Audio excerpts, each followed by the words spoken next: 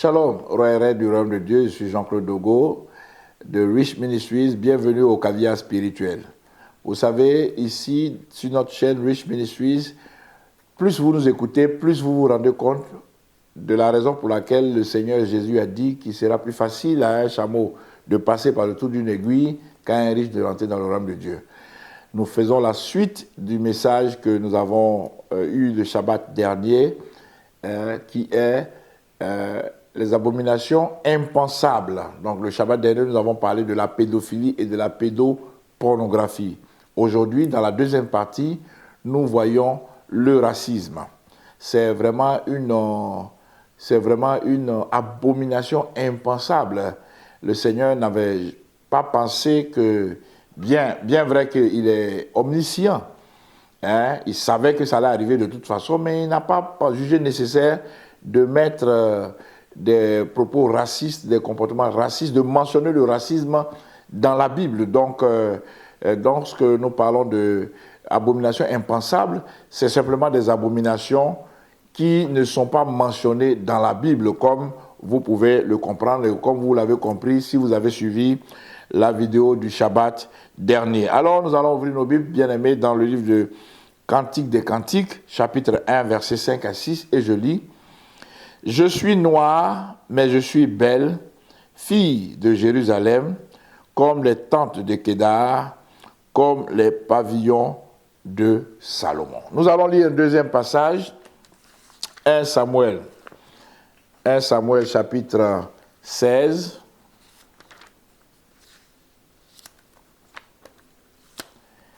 1 Samuel chapitre 16, verset 12. 1 Samuel chapitre 16, bien-aimé, verset 12. Alors, la parole de Dieu dit ceci. 1 Samuel chapitre 16. Or, il était blond, avec de beaux yeux et une belle figure. L'Éternel dit à Samuel: « Lève-toi, oins-le, car c'est lui. » Samuel prit. Voilà. Donc, car c'est lui, verset 12, je lis. Alors, ici, c'est marqué, il était blond, mais dans la version originale de la Bible King James, que j'aime lire parce que c'est elle qui est la plus proche de la traduction originale, la Bible dit qu'il était roudi, c'est-à-dire qu'il avait des cheveux roux. Mais c'est des cheveux roux, comme Dotcom m'a fait la démonstration en me montrant la photo de sa fille. Les cheveux de sa fille sont roux. Quand il prend la photo des cheveux de sa fille, à une distance, c'est comme du roux mélangé à du blond. Voilà.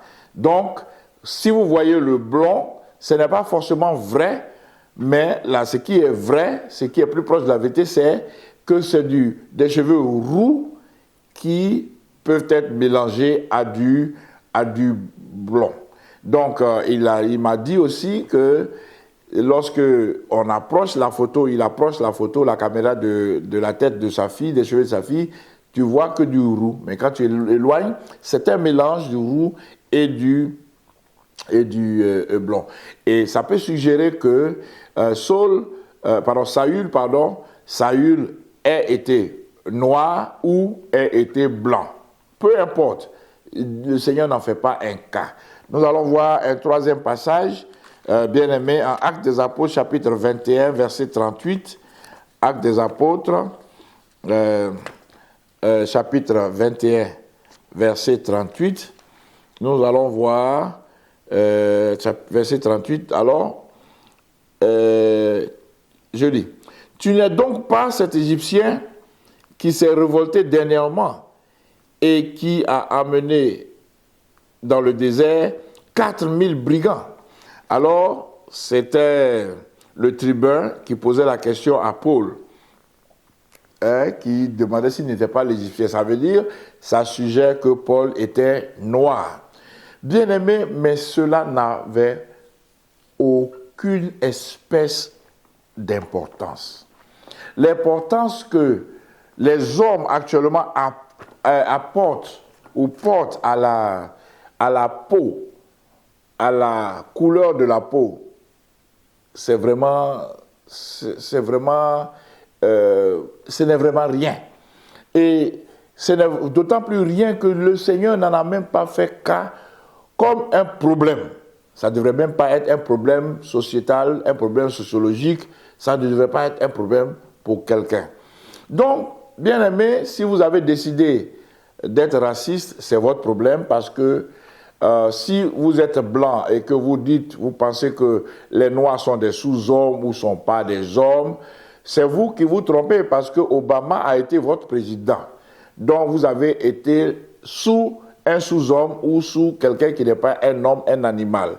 Donc vous avez obéi à un animal. Donc vous voyez comment c'est ridicule.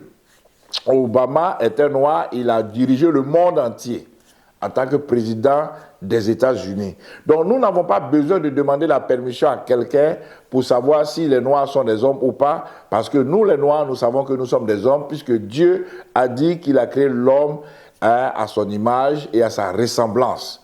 Alors, bien aimé, nous allons parler du racisme qui est une abomination impensable en ces termes. Vous voyez, le Seigneur nous a fait à son image et à sa ressemblance. Et avec l'histoire, les gens ont décidé que les hommes noirs, de les appeler des hommes de couleur. Alors, bien aimé, je vais vous dire quelque chose. Quand j'étais au collège, j'avais un professeur en art plastique, et ce professeur-là, qui est très, très performant, très, très bien, très compétent, nous a donné une leçon que je n'ai jamais oubliée. Il a dit que le noir et le blanc ne sont pas des couleurs, ce sont des valeurs. Donc, on ne devrait pas appeler une personne noire une personne de couleur. On devrait l'appeler une personne de valeur. Alors, comme les gens se sont évertués à appeler les gens, à les rabaisser, les noirs comme des personnes de couleur, ils ont aussi dans leur système fixé des choses. Même en musique, ils ont fixé la note qu'on appelle la noire à un temps et la note qu'on appelle la blanche à 2 temps. Donc, la noire vaut 1 temps et la blanche vaut 2 temps. Vivement que un conservatoire de musique africaine renverse la donne ou bien trouve d'autres couleurs cette fois-ci et non des valeurs, que la verte soit 1 temps et la rouge 2 temps, ou la rouge 1 temps et la verte 2 temps. Par exemple, comme ça, il n'y aura pas de racisme dans cela. Bien aimé, le racisme fait beaucoup de mal. Et j'aimerais aujourd'hui m'appuyer sur un racisme qu'on ne voit pas souvent, qu'on ne voit pas venir. C'est le racisme au milieu des chrétiens occidentaux. Les chrétiens blancs. Ce racisme-là, je veux en parler, bien aimé. Pour que vous sachiez, chaque jour, est-ce que vous savez que quand les armées des Américains, les armées des Européens vont en Libye tuer Kadhafi, est-ce que vous savez que les pasteurs blancs prient pour leurs militaires, que leur mission réussisse? Est-ce que vous le savez? Vous ne savez pas. Ça veut dire quoi? La vie des hommes qu'on tue en Irak, en Afrique, n'est rien du tout. Seulement que leurs enfants, que la mission que leurs enfants vont accomplir réussisse. C'est comme ça qu'ils ont toujours béni les expéditions de leurs enfants en Afrique au temps de l'esclavage. Bien-aimés hommes de Dieu, européens, occidentaux, américains, asiatiques, etc., prenez conscience, comprenez que le Seigneur nous aime, nous tous, et que nous tous, nous sommes des âmes que le Seigneur veut sauver. La Bible déclare que Jésus veut sauver tout le monde. Il veut que tout le monde soit sauvé et que tout le monde parvienne à la connaissance de Christ. Bien-aimés, ayez le courage de dire à vos militaires de ne pas faire des exactions, de dire à vos militaires que ce n'est pas leur rôle de recoloniser l'Afrique, recoloniser le monde, de dire à vos militaires qu'ils doivent seulement protéger l'intégrité de votre territoire. Sinon, vous êtes coupable du même racisme. D'ailleurs, il est difficile à une personne noire de prêcher dans vos églises parce que vous pensez que c'est vous qui avez apporté l'évangile en Afrique, donc l'Africain ne peut pas vous prêcher la parole de Dieu. Revoyez-vous vous-même. Alors, en mars 2022, côté politique, il y a eu un vote aux Nations Unies et les pays africains, certains pays africains ont refusé de condamner la Russie de Poutine comme le demandaient les pays occidentaux, l'Amérique et l'Europe, les pays de l'OTAN. Alors, Mme Ursula von der Leyen, la présidente de la Commission de l'Union européenne en mars 2022, a envisagé de punir les États africains qui se sont abstenus, qui se sont absentés et qui n'ont pas voté contre la Russie. Vous voyez, c'est seulement le racisme qui peut faire ça. Et dernièrement, le Sénat américain a adopté, la Chambre des représentants, américaine a adopté une loi, un projet de loi qui vise à punir les États qui soutiennent la Russie, les institutions africaines, les États africains, les institutions africaines qui soutiennent la Russie et les individus, les Africains qui soutiennent la Russie. Mais bizarrement, ils n'ont pas puni la Chine, ils n'ont pas puni les institutions chinoises, etc., etc. Pourquoi? Parce qu'ils pensent que la Chine étant en faisant le milliard, ils ne peuvent pas tuer 1 milliard de personnes dans une guerre. Donc, ils seront en danger. Bien aimé, je vais terminer avec ce que le pape a dit.